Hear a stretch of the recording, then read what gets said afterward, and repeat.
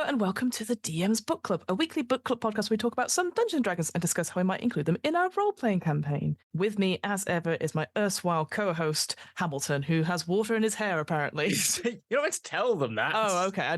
You told me that before we start recording. I'm like, well, I'll file that away for later. It's like, well, I just realized I was going to be on camera. I thought, and before I was on the phone to you, I was on the phone to someone else, and then I went to the loo and I was like, Fiona can't see me. No one's seen me all day. Oh my gosh, I can't have. Last time I was on this call, it was like I had like a spike in the back of my hair, and I was You'd be surprised about how much I don't care about my appearance when I'm talking to you, Hamilton. So I appreciate the effort. How have you been? Yes, very good. Busy. There's so much going on. There is so much going on. There is work as usual, but there is also Dragon Meet this weekend, which also means me doing Necromunda stuff as well. You're writing, you've got your Necromundas, you've got Morkborg. I'm also the same. I've had the second episode of Cult last night, then walking into a double day recording with you today, and then I'm going to go sort out Dragon Meet, and I'm just there going like, everything is fine. It will be fine. It will be fine. It will be fine. It's just one of those things where you just like, every so often there'll be a question that comes up and I'll be just like, oh, just do it. And I'm like, no, don't do that. Don't do that. Just take it back. But we did get a really nice write-up by our friend Nick, who did a nice little thing on Morkborg. I don't know if you saw it in the end, but he wrote up like things to look at Dragon Meet. Yeah. It's nice to be called the Morkborg aficionado. Yeah. So I thought that was really sweet, and it's going to be a good show because we've got that show obviously, and then we've got our show as well, which will be good. So yeah. But that's not what we're going to talk about today, though, is it, Hamilton? No, it's not. We are going to be talking about something that actually came up in our live recording that I think you've put out by now, which is the Caution character development. Yes, it's not on this podcast. I put it out on the other podcast. Yeah, it's on Where. But if you don't listen to Where, but if you do, you would know this. But we had done a little discussion at MCM where we looked at talking about how you would develop a character and keep it, maintain it throughout a long campaign. And one of the people there, you're going to have to help me remember who it was. I had a quick look. I couldn't remember their name. They posted it in our Discord. So we just want a massive shout out to that person. Again, if I can find you, I will put you in the credits. Was it episode. Grace Murray? I can't remember, but I think it was. Anyway, they mentioned that they had characters that were over level 20, and we were like, what? Yeah. And they mentioned that they were using this Epic Legacy Player's Guide, which is a 5e compatible, take your 5th edition at game beyond 20th level. It's authored by Ryan Service, and it's produced by 2C Gaming. And it gives the main classes, not including Artificer, unfortunately, always left behind. It's actually a new type of class that has levels 1 to 10, but they are for leveling up beyond level 20. Yeah. It does require you to not multi-class. I think there's things you could talk about around that. However, that's the focus, and each one is really interesting. And I think my personal, and I'll ask what you think, but my personal opinion of why I wanted to do this is because we've been talking so much about the UA. And how, for want of a better term, piss poor level 20 is. Yes, we do have a gripe with like epic boons and level 20 class features. So this didn't pique interest. And also, because I'm always constantly talking about like, but where's the high level adventures? Because I have now, very gratefully played to a higher tier. And so this obviously extends it a little bit by 10 levels. So as you said, there are the 12 original, shall we say, classes, but they also go into some epic feats as well. 24 epic feats, 46 epic spells, and then right at the end it talks about different conditions and epic terms. So this is the thing I just want to quickly start on. First things first, this particular document was written in 2016, 2017, so it doesn't contain everything in the last couple of years. So it goes up to, because as we'll talk about again, I assume we're just going to do a big overview rather than go into the nitty gritty. There's a couple of things I've picked out just for us to talk about in general, but a couple of the stuff class features refer to some subclasses, which is great, but it doesn't conclude all the subclasses up to date. It goes up to Xanathar's, I think. Xanathar's, and Sword Coast Adventures Guide, and I think those are the two. Those are the two. So some classes have a few more extra bits depending on the different subclasses, and some don't have as much. So that's just something to think about as well. If you look at them, there's always a good 4 or 5 already, because there's so many classes in D&D that you could easily, with a GM, create something for your particular class. Absolutely. I think overall, my sort of big takeaway is that this is a very good structure to go through things. And so it talks about, levels 21 to 30, you get ability score increases at levels 21, 23, 25, and 27, and 29. And then you can get epic feats at 21, 25, and 29 as well. And that's for all of them. It doesn't sort of change a little bit, which some of the other classes previously did. So you get that on top of between 6 to 7 class features, depending on the class. Yeah. And then some of those features are then separated into the subclasses as well. So you get a lot. And it's about 123 pages as well. But the thing I'm going to say right at the top, I feel it's a little bit of it's not as well structured as it could be. It needed a bit of editing. It could have done with it. It seems like some have been a bit more rushed. Yes. And the flavor stuff is always very much like, okay, it's a year and a day for all of these now. Come on, there could be better ones than that. Do you know what I mean? Let's start with that specifically. Okay. So if you got to level 20, the DM's like, right, we're going into the epic levels now. What would you have to do for any of these classes? What do you need? What's the prerequisites in order to get into epic mode, if you see what I mean? So you have to be level 20 in another class. Now, it does mention if you are multi-classing, either take the one you've got the most in and just accept it's that fact and go from there, or make it up to 20, keep maybe if you want, like swap in and swap out particular features from, like, say you're a rogue barbarian, you may maintain the rage feature, but you might swap that out for cunning actions, which is quite a big change. But if, for example, things like that. But if you haven't multi-class and you've stuck with your rogue as you would all the way through to level 20. I knew you'd be excited about the rogue, by the way. I saw it and I was like, oh yeah, this one's quite a good class. Yeah, it is a good class. Yeah, ultimately, it has to be fully levels 1 to 20 in a class. But as you said, you can discuss with your GM which class features you'd want to keep. But I think it's just to streamline that sort of hit points and all that sort of thing. I think also, if you say you had 2 points in Barbarian, 18 points in Warlock, I think you could also just level up your Warlock to 20 and then start leveling up into the epic classes whilst other people are epic classes, but maybe gain some epic feats is another thing I might suggest as a little boon. The only other thing to note is you must have the multi-classing prerequisites for this class. Now, I don't think there's going to be many instances where you're not in that situation, but you could have made a Dragon's Duel character who's a one intelligence the one wizard. exception, Yeah, exactly. Or you've played it for lols, and you've got to level 20 and you've realized that, oh crap, my lols are failing me. So maybe I need to just adjust some of my ability scores. Oh no, Clopsy actually made it all the way through to level 20. Yeah. Then you must go on an epic journey for a year and 1 day. Every single one is for a year and 1 day. Yes. And they're all very interesting. Yeah, like you said, it is a flavor thing. It's not a prerequisite in the sense of like you must have this, and maybe this. It's to give a flavor something. Yeah. Some of these things, like for example, the Barbarian, which is like, I don't know, split a mountain compared to like the Wizard, build a private sanctum. Yeah. The Druid one, I love. Like you define a realm with like, I can't remember the scale, but it was like a large region, a small region. County variant, which is your sort of like forest land or desert land or whatever you want, that is determined by your sort of druidic focus, which I think is really interesting. For me, I was like, okay, it's a prerequisite. Is this like, it doesn't really, you could easily go, oh, I've done it. Like GMs are like, there, we'll just go into it and we just fast forward that year. Yeah, I think as well. Like, for example, I was thinking particularly about your character and I was going to ask you, like, say your Barbarian got on the Concordant Express, if I remember correctly, at the end of your... got to Sigil and then the next part of the adventure began. I didn't want to, because I was like,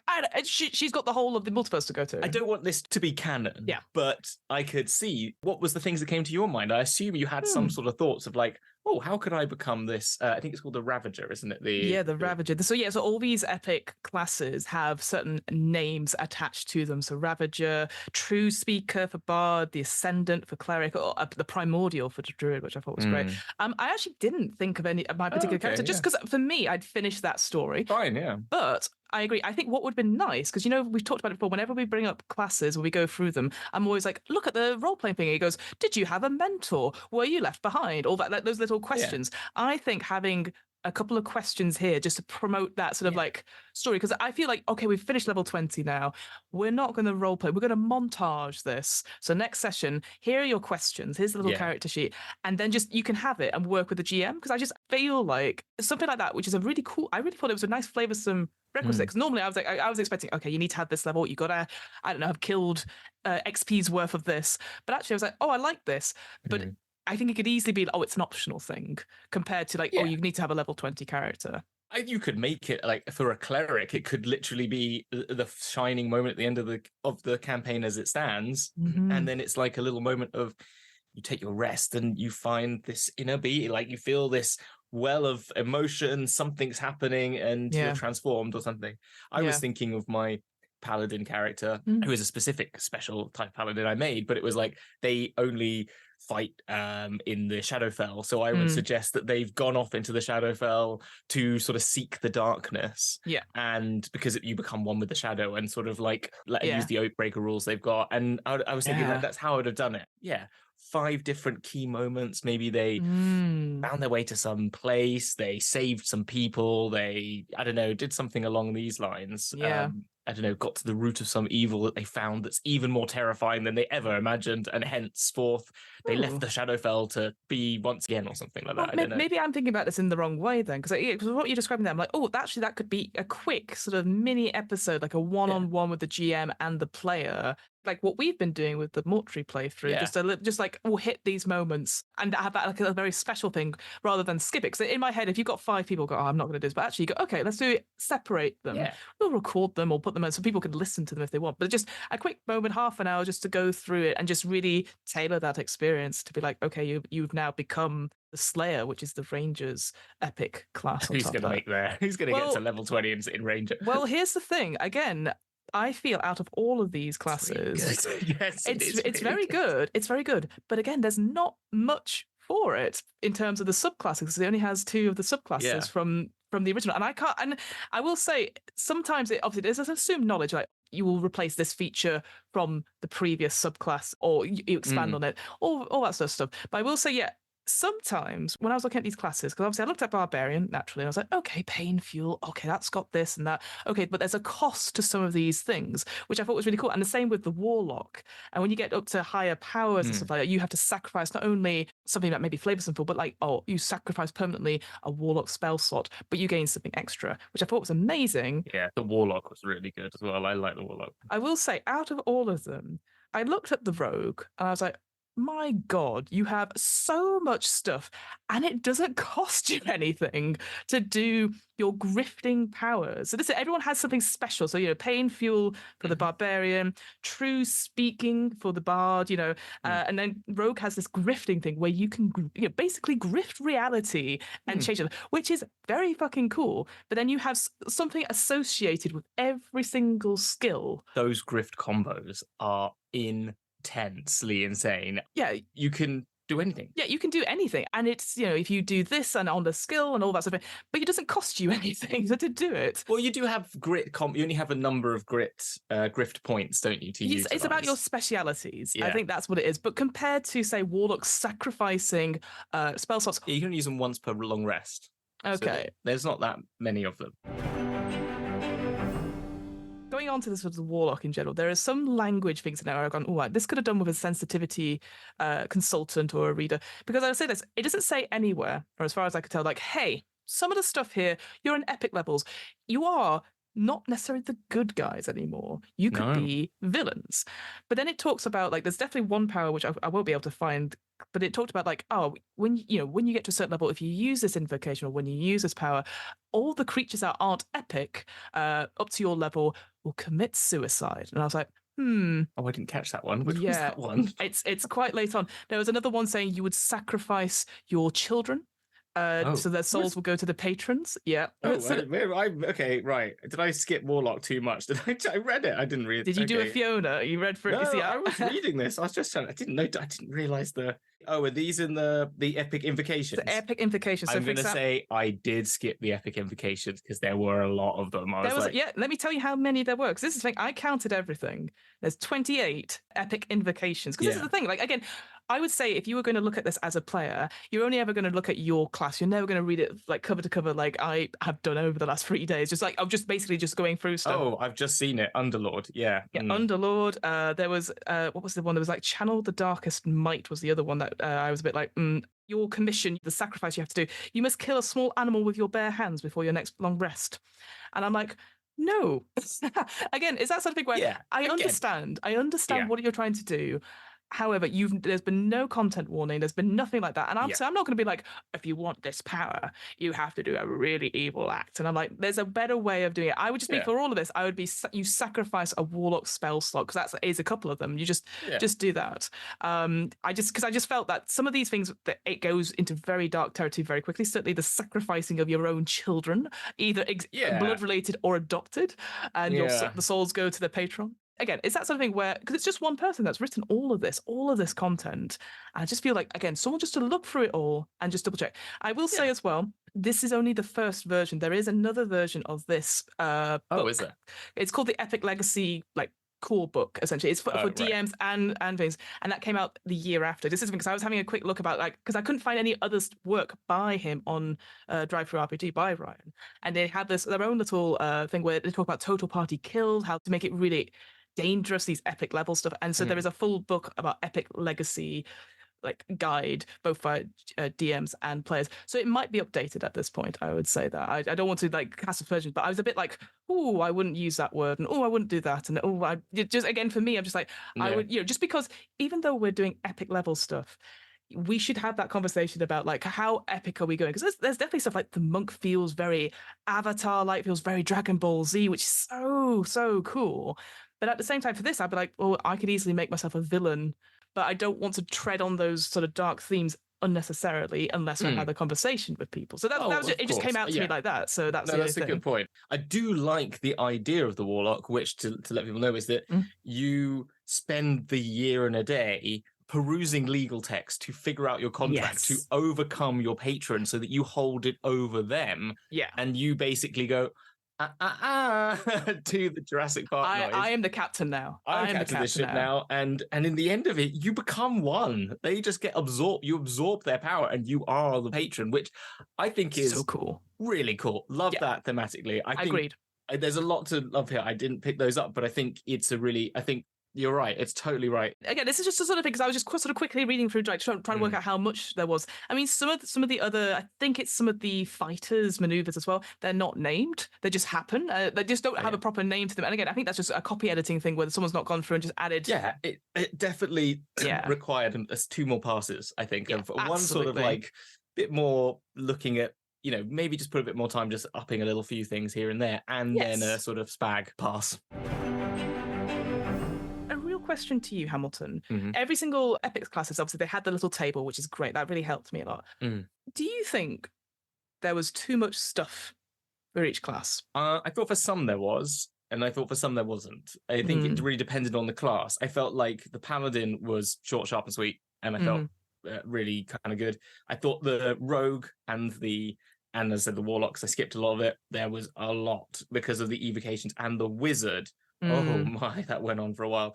I'm trying to think what other one.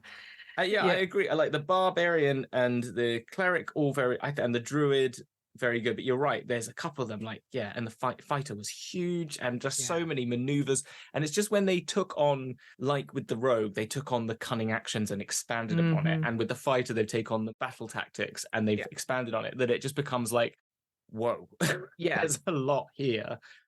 I do appreciate it because I think if I was only going in with one character, I would want that amount of stuff, I think, to be honest, I feel. For me, when you consider, not only do you get ability score improvements and feats, throughout, and then you get between 6 to 7 depending on your class, features. For me, I was going, oh my God, I can't even remember my own level 20 stuff. I told you, I had my working document. But then I realized that I'm thinking of this of just doing it all straight away. I'm already at the level 30, so I have all this stuff. Realistically, when you're playing through these characters, and I know it sounds really stupid, but I just wanted to, when people read these, there's a lot of stuff, you are going to be gradually going up. You might be at level 21 for ages. It's not it's not like level 21 to 2 to 3. It's going to be a longer period of time. These 10 levels are going to take the same amount as your 20 levels. That's the thing I see it as. That's why I'd hope to get across, because I think as a GM, you might be like, oh my God, I don't know who's going to remember any of this stuff. And I think just to get them used to it, because there's some really cool things in it. It's just introducing stuff, because there's a couple of dice pools and point pools for depending on your class as well. And I know I will absolutely forget about it. I would just prefer it if it just replaced previous things. So well, I think You would though, like That's what I think you would really do, would right? as well, because Yeah. if you're then going to be moving to this level, you're going to be fighting things of this level as well. And when you've got things like, well, for example, if you're a rogue and you've taken the feat, there's one of the feats where it's basically like you get legendary actions, and when you're at 30th level, I saw that. you're not going to use evade because you're just going to legendary resistance as well, and or legendary resistance. Sorry, apologies, and you won't use your bonus action because you've already used your legendary action to do another hit, and then you'll just use your action to hide. And when you've got stealth, that basically means you also hide anyway. Those things will just have less of they just won't become as useful. So they'll just get replaced. I think they kind of do get replaced. I think using the paladin, for example, as well, just as what you said, like the crusader, yes. You move into 21st level, you're going to get an ability score increase in the classic way, 1 to 2 or 2 to 1. You're going to get an epic feat, of which I think all of them could be replaced if wizards take these, copy them, paste them into UA for your next epic boons, because that's how you do it. Because immortality is an epic boon. It's not brilliant. You get another set of cunning action dice. You get another inspiration, or you get another inspiration. You get another bardic inspiration if you don't have any. Yes. Yeah, exactly. At the start of combat, but only if you don't have any. Yes, agreed. So you get a really cool epic feat, and then you get faith healing, which basically means your lay on hands becomes more epic, which I think is just great. And then zealous magic, which your magic includes infused, which just means you get a couple of additional spells, which are, ones that are a little bit more, I'd say a bit more clerically focused, in the sense you get, you've got a bit of blade barrier, but you've got heal, hero's feast, true seeing, resurrection, divine word, plane shift, which is really useful, mind blank, holy aura, sunburst, wish, and foresight. Now, you can't get access to those because a paladin doesn't have access to anything above 6th level at 21st. It means, oh, by the way, you're now going to be able to get to 9th level spells as a paladin. It makes a paladin a proper spellcaster. So again, very cool. Going off what you said, I think a lot of what you're gaining is, well, I'm just becoming a bit more of a spellcaster version of a paladin. I've got more access to more spells, which are much more clerically focused. I basically just skip level 20 at this point. I think you would literally you get 21st level straight away after your chit chat that you've had. Give you some really cool stuff straight out the bat, which is enough little things to play with. And about 10 sessions later, you're going to get your second one. And for example, on this one, it's just you become legendary leader, which means at the start of turn, you can gain a number of these special actions, which you can use, which just gives you basically additional attacks, or you can just use 2 actions a turn whenever you like. And again, not a big jump. I don't feel it too weighty, as you said. So I think you're right. If you take it time by time, it's okay. Once you're level 30, don't do what we did, which is like, oh my god, your post-its will be your wall. You're like, oh gosh. Yeah, because I feel like every single one of the flavor text about, like the Crusader and what they're meant to be, and the Dreadnought for the fighter, that was very cool. And the Acerric, the Grifter, the Archon, the Overlord, the Archmage, like everything was like, this is my design, this is what they're going to end up being. Like you said, the Overlord for the Warlock, what a cool concept that, I'm switching over now. So I felt it was very detailed, like you knew where the linear path was going. But then I felt, so you have, like I said, you've got the class features, you've got the ability score improvements, you've got the epic boons, and then even in that, you then had the subclasses stuff as well. And I just wondered if you've got loads of subclasses and on stuff, I felt like I just get rid of them, or I'll just be like, give another epic feat. Just something else, just because it's just a lot, right? And I feel like by the time you're in the epic level, you're like, well, okay, I've got an animal companion. It's only, I don't know. It just felt like there's just so much in it. But then again, I'm looking at it as a big overview thing. When if I'm a player, I want to have all these specific stuff. If you look at the sorcerer ones for their version of the sorcerer's origin things, really simple little liners. I think if you took those as a concept more for some of the other ones, you'd be better off, because those are much more like, for example, Dragon Soul. When you deal damage with a spell that has a damage type corresponding to your draconic ancestry, the damage bypasses all resistance and immunities. Not adding anything to your thing apart from making what you already have cooler. And then whatever damage you take that corresponds to that ancestry, you heal those hit points. Again, so it's a really simple, like, I'm not giving you anything more. I've just made what you've already got cooler. Even better. Like, for example, the rogue as well, I would just be like, cunning actions are additional to bonus actions. It's an extra thing. Or you get a cunning action, or a bonus action is now an action. You could do anything on a bonus action and you get cunning actions. Agreed. And that would be a simple one, because it's like, it's the same but better. Absolutely. Because that's what it really should be in some respects, I think, you know. Looking at it again, I'm just going to go back to the structuring. Then, because it talks about throughout this whole book, it talks about like, oh, these conditions, don't worry, we're going to come to them. The epic terms, we're going to come to them. And then it's right at the end, the last 3 pages. And I'm like, this should have been page 2. Yeah, I was reading them through and I thought, I'll just figure them out at the end. Yes. Well, this is the thing. I thought, and I'm going to completely pronounce this wrong. So obviously you have the epic condition, which is basically, there's epic triumphs, non-epic things. Fine. Yeah.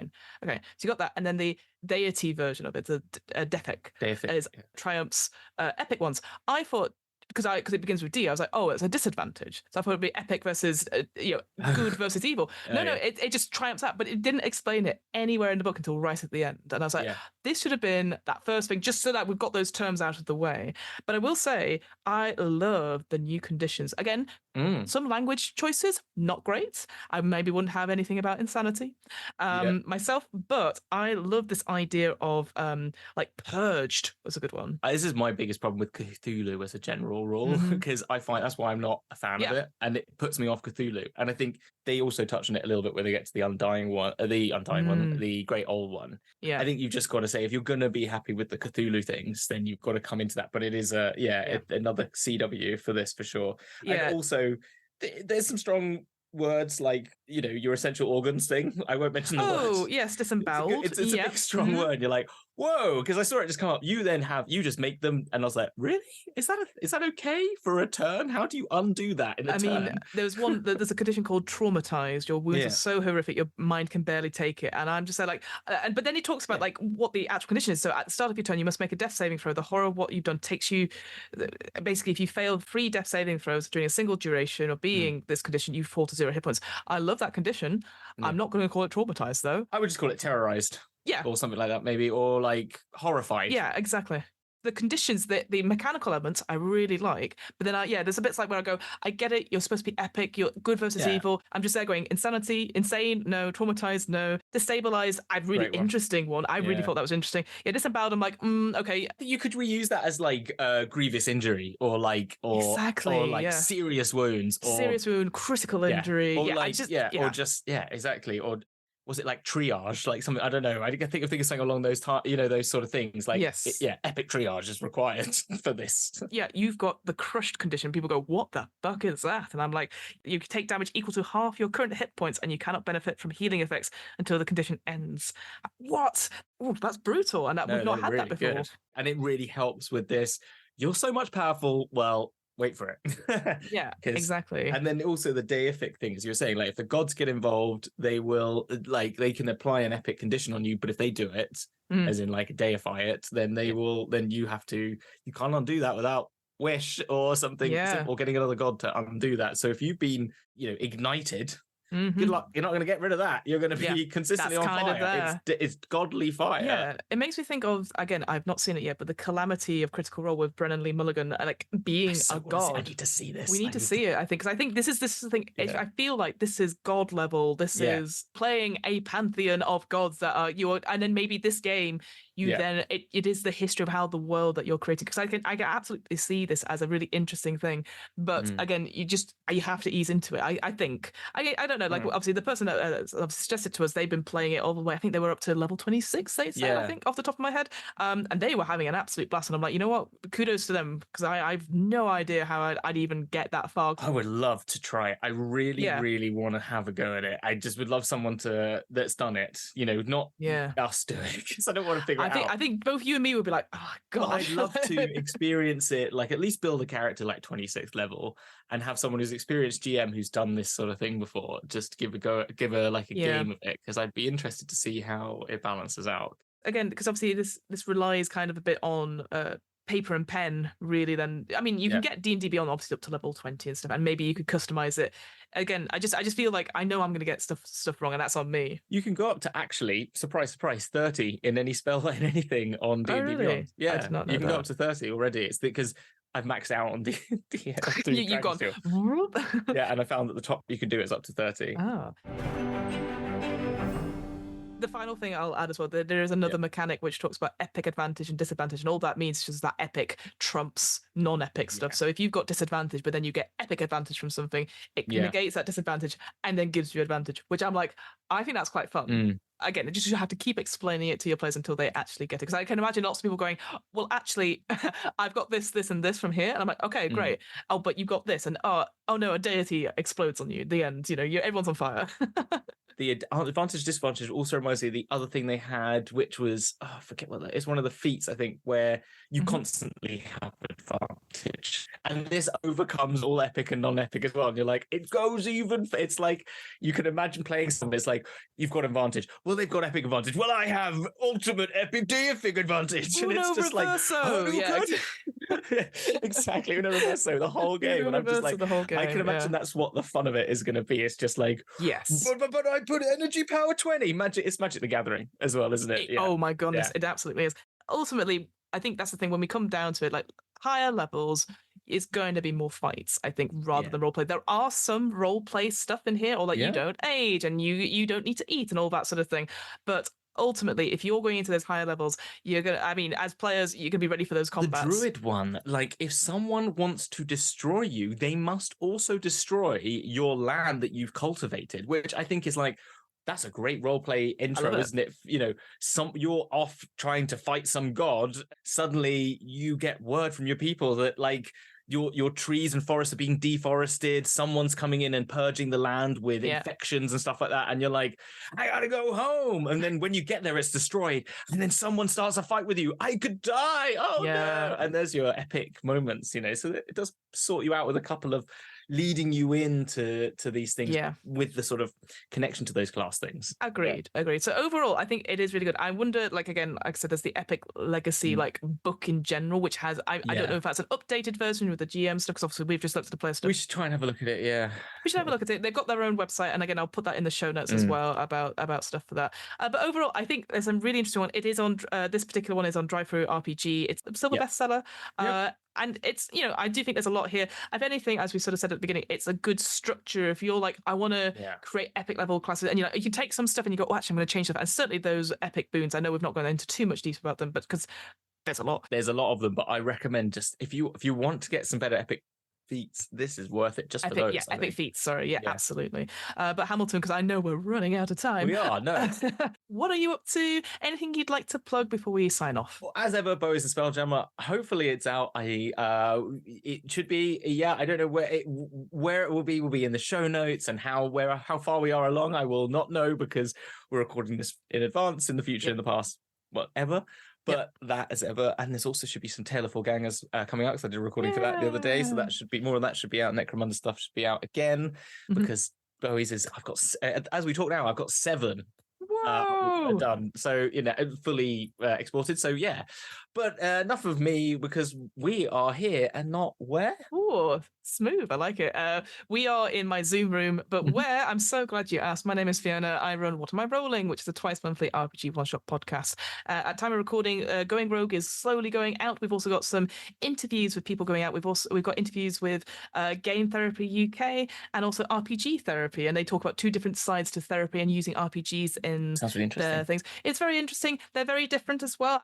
Delight to talk to both Gary and Daniel, which is fantastic.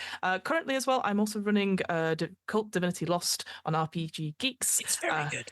It's very scary. It's very scary. I feel like I've gone too far, and then they go, no, more blood, and I'm like, okay. So I had to. You want me to? Okay. But yeah, I really enjoy Cult Divinity Lost. So if you're interested in going super dark, I mean, we talked about it a little bit, going, oh, there's no content warnings. I'd recommend checking out the quick start, but obviously, be careful, because I was like, oh, I don't know if I feel comfortable running certain bits of it as well. So please go check that out. Of course, by the time this comes out, we'll have done our Dragon Meet show, both the Morkborg and DM's Book Club, and so those will be out in various places. I'm not sure where your Morkborg one will go, but maybe we can pop it out on like DM's Book Club as a special bonus if you'd like, or put it on YouTube in some way. Put it somewhere. We'll get it out somewhere. Get it out somewhere. No worries. I think that's it. I don't have any other. Great. Things. Awesome. Great. Awesome. Bye. Bye. No. There's nothing else to say, is there? There's nothing else to say except see you on the flip side. you.